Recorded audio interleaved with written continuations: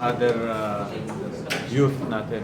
Yun nga, preparation for AYG, dapat meron ding SEAG YG. So dinagdagan mo lang ng P plus para inclusivity, maraming kasali. Ito mga bata o atleta na to, sir, this is going to be chosen by the NSAs or may mga specific Yeah, it's call na ng NSA yan. So may mga ranking sila. It's up to them kung magkakaroon ng qualifying. Diba? So I'm leaving it to the NSA.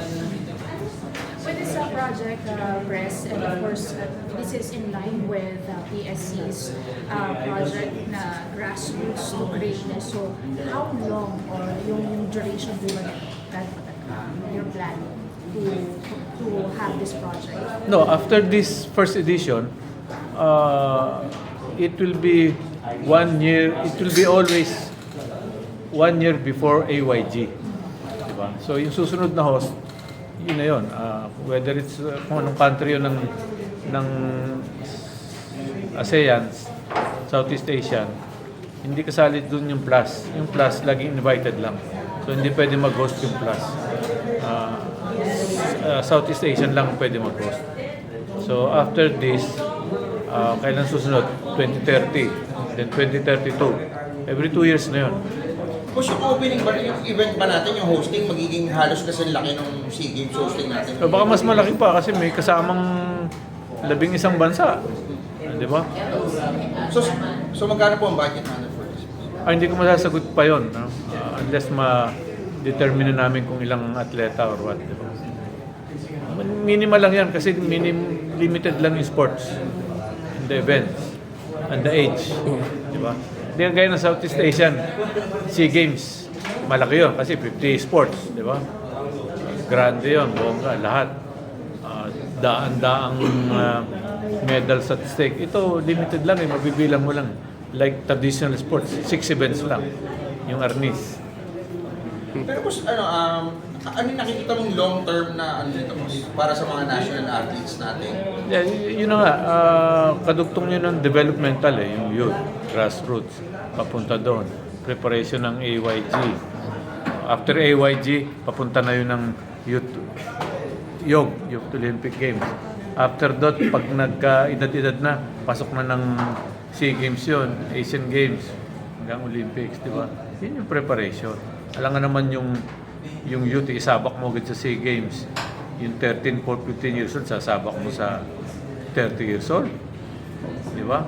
Especially in martial arts sports, edi nabuli lang yun. Bro.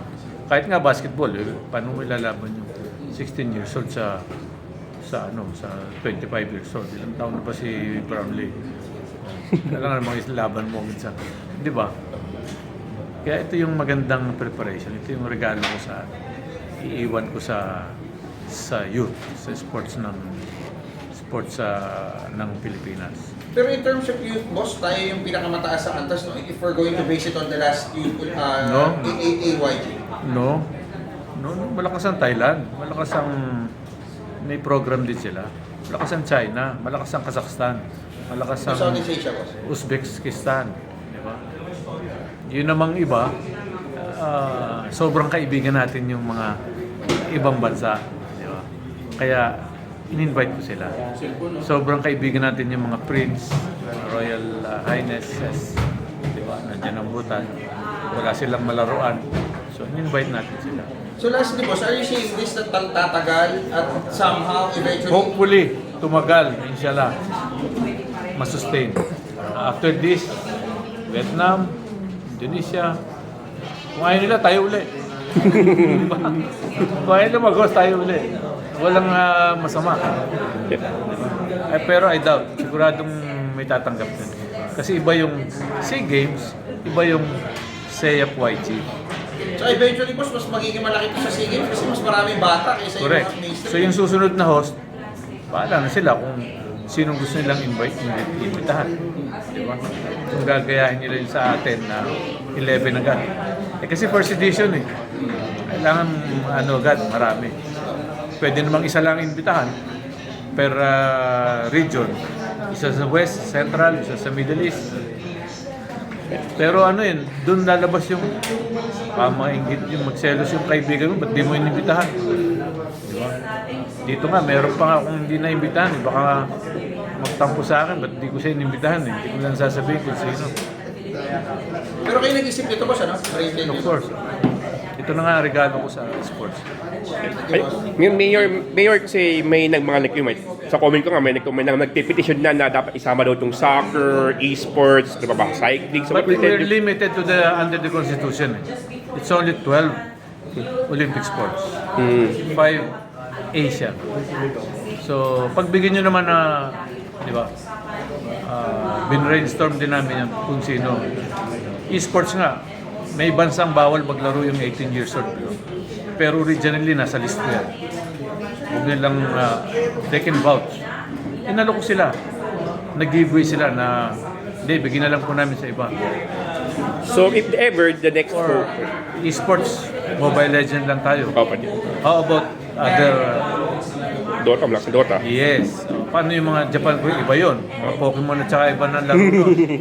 Football, FC, basketball. Mobile Legend, we can assure. So, pero sa next host, Laban pa rin pala yun. Yes. pero yung next host, may discussion sila, pwedeng idagdag yung mga eventually. Yes. Definitely bagong ball game yan sa next edition. Definitely. Mayor, yung sa coordination meeting ninyo between the POC, PSC, and of course the LOC, ano ba yung mga significant progress ninyo? Tuloy-tuloy din ba ang talks with the outside government agencies na para sure maging successful ang hosting? Yes, ano na yan? Nasa ano na yan? Nasa LOC na yan. I'm giving the baton, the